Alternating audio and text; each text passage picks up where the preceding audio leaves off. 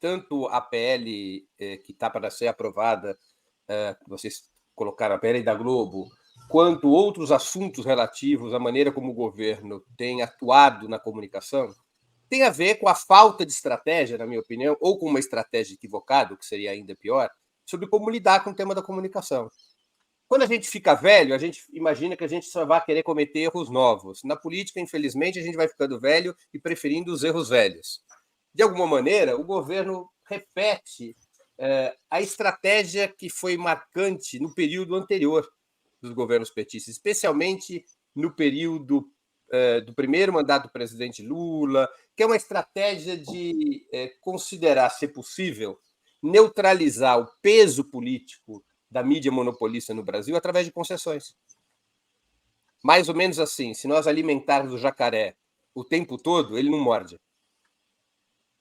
Então, essa é a lógica que está sendo adotada. É uma lógica de você, especialmente em relação às organizações Globo, você ter uma política de apaziguamento à base de benesses, à base de vantagens, à base de ganhos financeiros, à base de ganhos publicitários, à base de legislação favorável.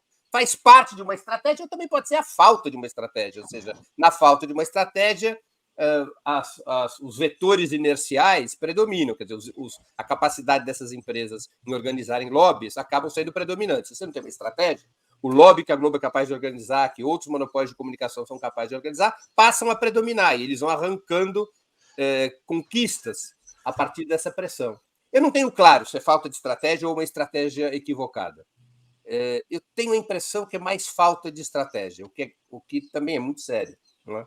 E essa votação que se prepara na Câmara, aparentemente com o apoio do PT, revela o drama dessa situação.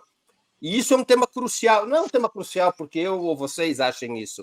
O próprio presidente Lula já disse isso várias vezes, até publicamente, de que um dos erros do seu governo foi não ter feito a democratização dos meios de comunicação, de que a maneira pela qual se havia conduzido o tema da comunicação tinha sido equivocada, e ter parado a lei de democratização dos meios depois da Conferência Nacional de Comunicação em 2009 foi outro grande equívoco. Várias vezes nós pudemos ouvir isso do presidente Lula, da presidenta Dilma, da direção do PT, isso consta de documentos do PT, mas aparentemente o governo ele não possui uma estratégia diferente. Ele não possui uma estratégia diferente. Ele continua tendo uma política de favorecimento dos monopólios da comunicação, em amplos aspectos. A PL é um deles. A PL é um deles, e isso que você tocou, Breno, né, de que o governo reconhece que um dos erros foi não fazer a democratização dos meios. Esse é um projeto reacionário, porque ele reconcentra o poder nas mãos da mídia monopolista que vinha perdendo espaço para a internet. Florestan, dito isso, Joaquim, Breno, a sua visão, e parece que isso vai passar como rolo compressor nessa semana. Diga. Vai passar porque a bancada do PT vai votar. Né? É incrível, porque eu esperava que a bancada tivesse ligada em assuntos que vão impactar o futuro da própria esquerda no Brasil. Nós vamos estar sempre remando contra a maré. É uma coisa sem fim, porque a distribuição das concessões de rádio e TV ocorreram principalmente no período do regime militar e foram escolhidos a dedo os empresários nessa área, né, para preservar uma visão de extrema-direita no país. E aí você vê as grandes famílias com as concessões distribuídas, né, fielmente ao pessoal que é dono da Globo, da Jovem Pan, da Bandeirantes, do SBT. O perfil tem que ser o mesmo.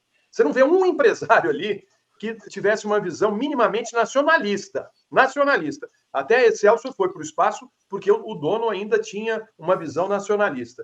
E aí eles vão perpetuando esse meio de comunicação na mão da direita e às vezes até da extrema-direita. E quando a gente chega no momento que a mídia, porque o Breno, eu, Joaquim, acho que você menos, mas a gente viveu muito num período em que a gente enfrentava a ditadura com tabloides, pequenos tabloides, né, como Opinião, como Versus, como Movimento, tinha que distribuir, eles iam e recolhiam das bancas, era bomba que estourava nas bancas, porque não queriam que houvesse uma comunicação de esquerda ou de centro-esquerda no país, e a gente nunca, esse grupo de esquerda, nunca teve acesso aos grandes veículos eletrônicos. Nós nunca tivemos rádio, televisão, nada, nada.